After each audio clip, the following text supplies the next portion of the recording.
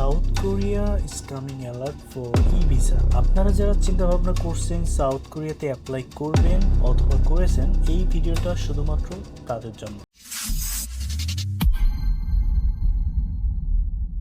South কোরিয়াতে আপনারা জানেন ই ভিসাতে ভিসা মোটামুটি 100% হয়ে আসে সাউথ কোরিয়া থেকে, যেখানে আপনার এম্বাসিতে যাওয়ার প্রয়োজন হয় না। সো এই জন্য বাংলাদেশ থেকে প্রচুর পরিমাণে অ্যাপ্লিকেন্ট উইথ আইএলস অথবা উইদাউট আইএলস অ্যাপ্লাই করতেছে সাউথ কোরিয়া। সার্ভিস চার্জ যেটা নিয়ে থাকে ম্যাক্সিমাম এজেন্সি 1 লাখ থেকে 1.5 লাখ টাকার মতো, অনেক এজেন্সি 2 লাখ টাকাও নিয়ে থাকে ই ভিসাতে। তো এটা সম্পূর্ণ আপনার ভিসা নিয়ে থাকে। বিফোর ভিসা যত এজেন্সি আছে তারা সার্ভিস চার্জ নেয় না। কয়েকটি এজেন্সি আছে যারা ফাইল ওপেনিং চার্জ নেয় 10,000 থেকে 15,000, ডিপেন্ড করে এজেন্সি টু এজেন্সি। কয়েকটা এজেন্সি যারা এক্সট্রা অনেক টাকা নিচ্ছে স্টুডেন্ট থেকে, যেমন আপনার হ্যান্ডলিং ফিস। তো হ্যান্ডলিং ফিসটা সাধারণত কি, এটা নিয়ে আমি একটু এক্সপ্লেন করি। সাউথ কোরিয়াতে যারা অ্যাপ্লাই করে, সাউথ কোরিয়াতে সাধারণত আপনার টিউশন ফি দিতে হবে, আর ম্যাক্সিমাম আপনার ইমিগ্রেশন ফি থাকে। কয়েকটা ইউনিভার্সিটি নেয়, কয়েকটা ইউনিভার্সিটি ইমিগ্রেশন ফিসটাও নেয় না, বিকজ তার টিউশন ফির সাথে এটা মার্জ করে দেয়। তো এই ক্ষেত্রে হ্যান্ডলিং ফিস অথবা ভিসা গ্যারান্টি ফিস বলে যেটা নেওয়া হয়, এই ফিসটা সম্পূর্ণ কোরিয়াতে যে ব্রোকার থাকে অথবা যে এজেন্সি থাকে ওই সাধারণত এই ফিসটা নেয়। এটার পরিমাণ সাধারণত 1 লাখ থেকে 1.5 লাখ টাকা পর্যন্ত, অনেকে 2 লাখ টাকাও নিচ্ছে, আমি এটা শুনলাম। সো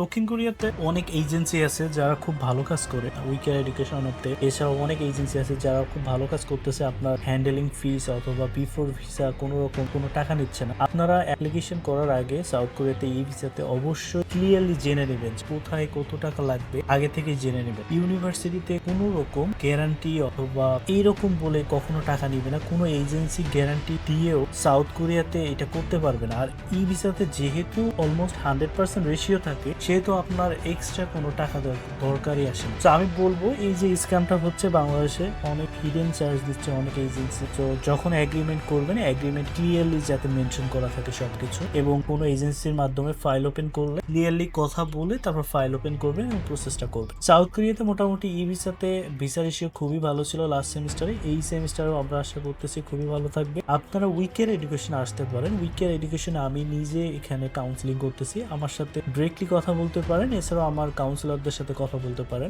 যে কোনো সমস্যা নিয়ে আমরা কথা বলতে পারি সাউথ কোরিয়াতে। এবং আরেকটা বিষয় ক্লিয়ার করে বলে দিয়ে, আপনারা যখন অ্যাপ্লাই করবেন কোন ইউনিভার্সিটিতে অ্যাপ্লাই করতেছে, স্পেসিফিক ইউনিভার্সিটির নামটা শুনে অ্যাপ্লাই করবেন। এমনিতেই অ্যাপ্লিকেশন ফি ডিএসএল ফি দিয়ে দেবেন না। আমার মনে হয় এই জিনিসটা খুবই ইম্পর্টেন্ট। অনেক এজেন্সি আপনাকে ইউনিভার্সিটির নাম না বলেই অ্যাপ্লিকেশন ফি ডিএসএল ফি বড় একটা অঙ্কের টাকা আপনার থেকে নিয়ে দিবে। তো এই বিষয়গুলো আপনি খুবই সতর্ক থাকবেন।